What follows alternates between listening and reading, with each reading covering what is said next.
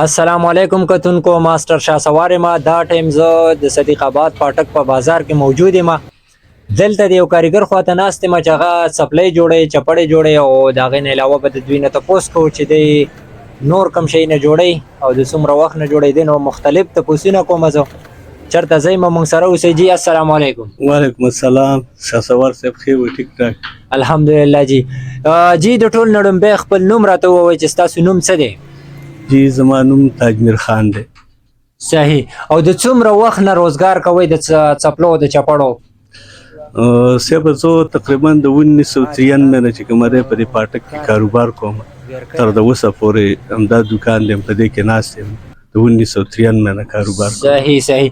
او د 1993 نه مخکې هم تاسو د څپلو روزګار کولو یا د بازار نه کوم بل بازار کې وئ؟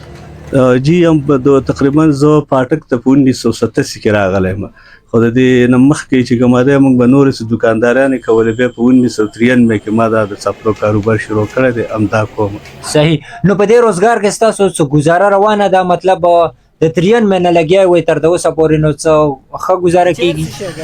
بس الحمدلله په دې کې زمونږ مثال ټوله د کور چې څه اخراجات دي هغه هم د دې نه پوره کېږي، خو د دې انقلاب په وجه باندې چې کومه ده زمونږ کاروبارونه ډېر وروسته لاړل. د دې نه مخکې زمونږ کاروبارونه ډېر ښه وو، ځکه چې موږ ته به ښه پیسې په دې کې پاتې کېدلې، خو اوس چې کومه دی څه ګراني شوله، څه د انقلاب زمونږ د پاټک بازار داسې که چې مسلسل 2-3 کاله بند و، نو د هغه نه بعد زمونږ چې کوم ګاهک و لکه د امبار د یو ځای د بل ځای نه به راته هغه ټول زمونږ نه د دې ځای نه لاړی لکه په شا شو، نو د هغې په وجه موږ ته ډېر سخت نقصان ورسېده.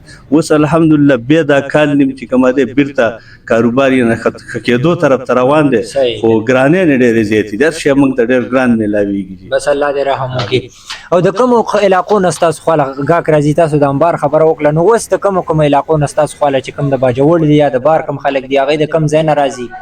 جی اوس چې کومه دی موږ ته دلته یعنې د پاټک خو ډېره مشهوره څپلۍ وه په باجوړ کې، چې دا څپلۍ کومه مشهوره ده دا هم د دې پاټک نه مشهوره شوې ده، او خاص د دې مارکیټ چې دا کوم مارکیټ کې زه نن ناست یم هم د دې مارکیټ ده، او د دې مارکیټ ده، ځکه چې په دې مارکیټ کې ټول دوکانونه د څپلو، په دې کې بل دوکان نه و، هم د دې نه دا د باجوړ څپلۍ مشهوره شوې دي، کې د مومند و د امبار نه یعنې د ناوګۍ پورې، حتی دا چې پېښور کراچۍ ته به د دې ځایه موږ څپلۍ لېږلې، هم د دې ځای نه ځي، او اوس هم انشاءالله هغه خلک بیرته را روان دي کم چې زمونږ د دې بازار نه په شا شوی. اوس که د امبار خلک د رسا د مومندو د کاغونه پورې موږ څپلۍ یعنې زمونږ نه خلک پورې اډرونه راکوي او په اډر باندې صاحب. صحیح. او که د یاداشت دپاره تاسو ما سره یو خبره شریکه کړئ چې په دې مارکیټ کې کم کم کاریګرو د هغوی نومونه که راسره شریک کړئ، نو دا به ډېر یو بهترین کار وکړئ. په دې کې خو جي داسې ده چې مخکې تقریبا په دې کې زموږ سره د افغانستان د هغه ځای ډېر کاریګر وو، لکه سالم احمد و دغه شانې عبدالله بې ورته وهه، مسافر نوم یې و، زموږ د دې علاقې محمد جان و، شابودین استاذ و، یعنې ډېر غټ کاریګر دلته وو، خو هغوی د دې انقلاب په وجه باندې د دې ځای نه هغه دوکانونه ختم شو، او هغوی څه ښار ته چې په ښار کې چې کوم کاریګر دی دا هم د پاټک و، دا هم په دې پاټک کې دي.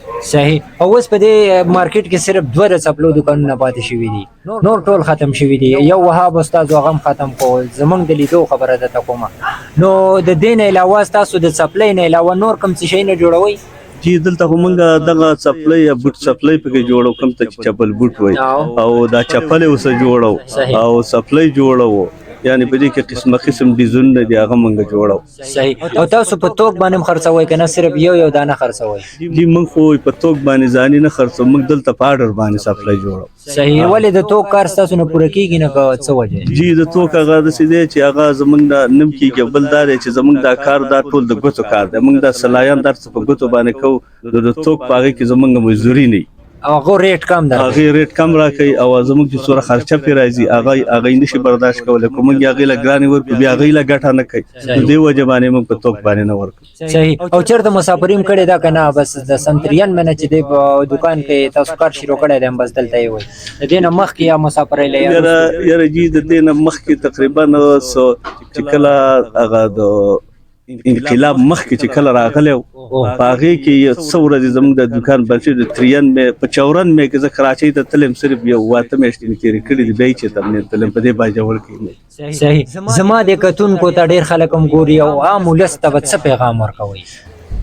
نو جی زما خو ټول لسته دا پیغام دی چې یو سړی مهنت کوي کنه هغه ان شاء الله په خپل وطن په خپل باجوړ کې ځان له غریزه پیدا کولای شي یو سړی حلال مهنت کوي نو زما ټول چې کومه د مشرانو او کشالان کې کشرانو ته دا پیغام دی چې خپل مهنت وکړي خپل حوصله ونه بیلي او ان شاء الله دلته څه کاروبار شروع کړي په دې باجوړ کې شروع کړي الله پاک په دې باجوړ کې هغه حلال رزق مولا سیب ورکړي صحیح ډیره مهرباني کتونکو تاسو د تاج خان لالا خبره واورېدلې امید لرم چې د دوی دا خبره بس تاسو ډیره زیاته خوښ شي وي که دا ویډیو د خلک لیدلی نو لایک یې کړئ مخکې ورسره شیر کړئ او زمونږ د فیسبوک په پاڼه باندې که نه وي نو زمونږ د فیسبوک پاڼه ورسره لایک کړئ او زمونږ د یوټیوب په چینل که نه وي نو زمونږ د یوټیوب چینل ورسره سبسکرایب کړئ ما او تاج خان لالا له اجازت راکړئ د لوی الله په امان